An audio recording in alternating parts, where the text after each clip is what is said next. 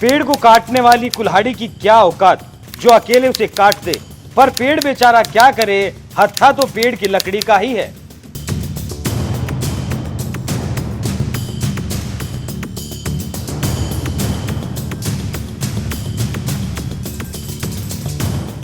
ये जो कहावत है वो विपक्षी गठबंधन पर सटीक बैठती है, क्योंकि जिन पार्टियों ने राष्ट्रीय स्तर पर गठजोड़ किया है, राज्यों में उनके बीच तलवारें खींची हैं। और सिर्फ राज्यों में ही नहीं, लोकसभा के लिहाज से भी हर पार्टी के भीतर खुद को दूसरी पार्टी पर 21 साबित करने की होड़ लगी है। लेकिन फिलहाल जो खबर सामने आ रही है वो देश के सबसे बड़े सूबे से है, जहां लोकसभा की 80 सीटें हैं। खबर ऐसी है कि यूपी में अखिलेश यादव समाजवादी पार्टी को सबसे बड़ी पार्टी मानकर चल रहे हैं और कांग्रेस का तो वहां वो वजूद ही नहीं मानते। इसलिए ही वो यूपी में अखिलेश यादव अपनी अगुवाई में अगला लोकसभा चुनाव लड़ना चाहते हैं। मतलब यूपी में जैसा अखिलेश कहेंगे वैसा ही सभी सहयोगियों को करना होगा। क्या यूपी के गठबंधन की कहानी क्या है, आज उसी पर बात करेंगे।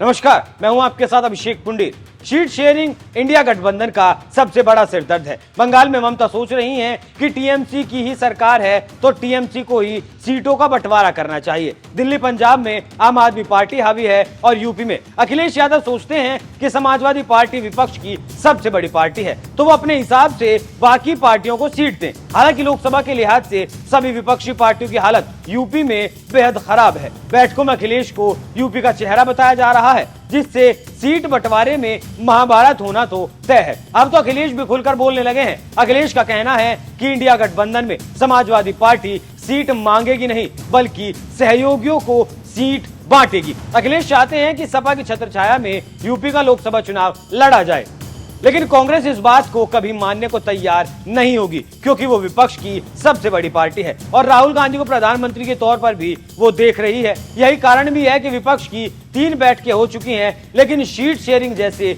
अहम मसले पर हर किसी ने मौन साधा हुआ है, क्योंकि सबको पता है जैसे ही सीट शेयरिंग का मामला उठेगा तो विवाद बढ़ेगा। अब इसके पीछे का कारण भी आप समझ लीजिए। मुस्लिमों पर लगा रहे दांव।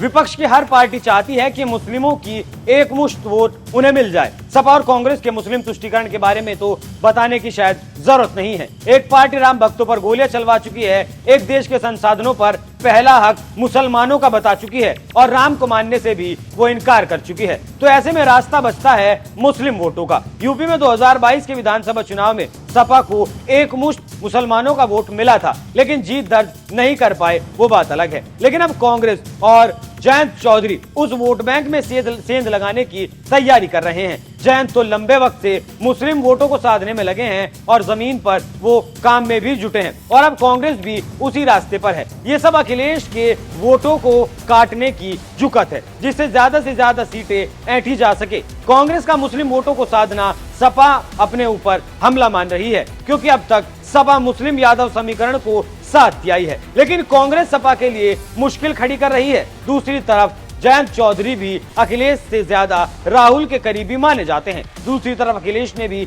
एक नया नारा गढ़ा है, पिछड़ा, दलित, आदिवासी। अखिलेश अपनी अलग रणनीति पर काम कर रहे हैं। सभी पार्टियों को अपने अलग अलग और बड़े बड़े दावे करने पड़ रहे हैं और यही दावे उनके लिए मुश्किल भी खड़ी कर रहे हैं। अपने ही जाल में फंस रहे विपक्षी नेता। सपा का दावा है कि बीजेपी को छोड़कर सपा उत्तर प्रदेश की सबसे बड़ी पार्टी है और सभी सीटों पर उसकी तैयारी है। दूसरी तरफ अभी एक उपचुनाव भी सपा जीत चुकी है। दूसरी तरफ कांग्रेस की बात करें तो कांग्रेस का कहना है कि उसने सभी 80 सीटों पर चुनाव लड़ने की तैयारी पूरी कर ली है। तो ऐसे में सवाल उठता है कि फिर गठबंधन का मतलब क्या है, जब सभी सीटों पर चुनाव लड़ने का दावा ठोक दिया है, लेकिन 20 सीटों से ज्यादा को जीतने का उसने दावा भी किया है और आधार बनाया है 2009 का लोकसभा चुनाव। तो कांग्रेस का संदेश साफ है कि उसे कम से कम 20 से 25 सीटें चाहिए ही चाहिए, लेकिन अखिलेश कभी भी कांग्रेस को 20 सीटें नहीं देंगे। हालांकि दोनों ही पार्टियों का लोकसभा में कोई खास वजूद नहीं है। अब यहाँ बात अखिलेश के बयान की भी करना जरूरी हो जाता है। अखिलेश के दिखे अलग तेवर। अखिलेश यादव का कहना है कि इस चुनाव में सपा सीट लेने के मूड में नहीं है, बल्कि वो अपनी मर्जी से सभी सहयोगियों को सीट का बंटवारा करेगी। ये बयान राजनीतिक तौर पर बहुत मायने रखता है। अखिलेश का संदेश साफ है कि वो राष्ट्रीय राजनीति में भी अब फुल कॉन्फिडेंस के साथ आगे बढ़ने वाले हैं, क्योंकि 2 बार से विधानसभा चुनाव में क्या हालत हो रही है वो तो सब देख ही रहे हैं। और दूसरा, अखिलेश अब क्षेत्रीय पार्टी की छवि से बाहर भी निकलना चाहते हैं और राष्ट्रीय पार्टी बनना चाहते हैं। शायद दिल्ली के सीएम अरविंद केजरीवाल को देखकर कुछ महसूस होता होगा, क्योंकि 10 साल पुरानी पार्टी राष्ट्रीय पार्टी बन चुकी है। इसके लिए उन्होंने काम भी करना शुरू कर दिया है। राजस्थान, मध्य प्रदेश और छत्तीसगढ़ में चुनाव लड़ने का ऐलान कर दिया। तो ऐसा कहना गलत नहीं होगा कि इस साल जो 5 राज्यों में चुनाव होने वाले हैं वो गठबंधन की दिशा को साफ करने वाले हैं, और इसका भविष्य भी वो तय कर देंगे कि लोकसभा का चुनाव ये लोग साथ चलकर लड़ पाएंगे या फिर अलग अलग बट जाएंगे। अब आप सुनिए अखिलेश क्या चाहते हैं, वो कांग्रेस को कहां तक क्यों सीमित करना चाहते हैं। कांग्रेस को मिलेंगी 5 सीटें। ऐसा आज से नहीं, काफी दिनों से सुनने में आ रहा है कि अखिलेश कांग्रेस को सिर्फ 5 सीटें देकर अपना पल्ला झाड़ लेना चाहते हैं। इस बात को लेकर जयंत और अखिलेश के बीच भी मतभेद की खबरें पिछले दिनों आई थी, क्योंकि अखिलेश से ज्यादा राहुल के करीबी बताए जाते हैं जयंत चौधरी। अखिलेश की रणनीति ऐसी है कि कांग्रेस ज्यादा सीटों पर चुनाव लड़ने की स्थिति में नहीं है, और इसलिए उसे 5 से 6 सीटें ऑफर की जा सकती हैं। अमेठी और रायबरेली भी इन 5-6 सीटों में ही शामिल रहने वाली हैं। राष्ट्रीय लोकदल के लिए भी ऐसी खबरें सुनने में आ रही हैं, 4 से 5 सीटें। जबकि जयंत पश्चिम उत्तर प्रदेश में अपना खोया हुआ वजूद समेटने में लगे हैं। उनकी तैयारियां जोरों पर चल रही हैं, और खबरें ऐसी हैं कि वो भी 15 सीटों से कम में मानने के लिए तैयार नहीं है। तो ऐसे में क्यों ना कहा जाए कि गठबंधन की गाड़ी रास्ते से भटकती नजर आ रही है। बोलने से क्यों बच रहे दोनों दल।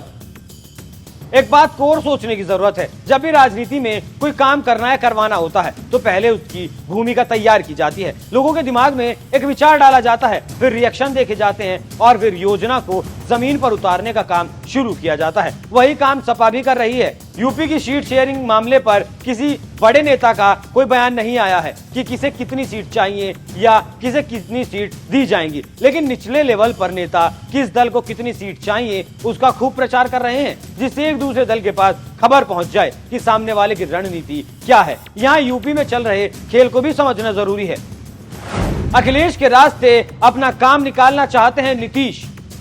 आपको अगर याद हो तो लालू ने राहुल गांधी को दूल्हा बताया था और सब उनके साथ चलेंगे ऐसी बात कही थी। दूसरी तरफ नीतीश को गठबंधन में अब तक कोई पद नहीं मिल पाया है, तो नीतीश ने कहा है कि यूपी में अखिलेश यादव ही गठबंधन का चेहरा होंगे। अखिलेश के नेता भी नीतीश के कथन को प्रचारित करने में जुटे हैं, लेकिन अब कांग्रेस की जो 20 सीटों वाली मांग है वो अखिलेश की मुश्किलों को बढ़ा रही है। ये तब हो रहा है जब नीतीश कुमार कह चुके हैं। तो ऐसे में क्या कहा जाए कि कांग्रेस नीतीश कुमार की बात को तवज्जो नहीं दे रही है, नीतीश कुमार को गठबंधन भाव नहीं दे रहा है, और नीतीश को तवज्जो ना मिलना ही विपक्ष में खलबली पैदा कर रहा है, और यहीं से विपक्ष के टूटने की शुरुआत भी होती है, क्योंकि वो नीतीश कुमार ही हैं जिन्होंने 28 दलों को एकजुट कर एक छत के नीचे लाकर खड़ा किया है।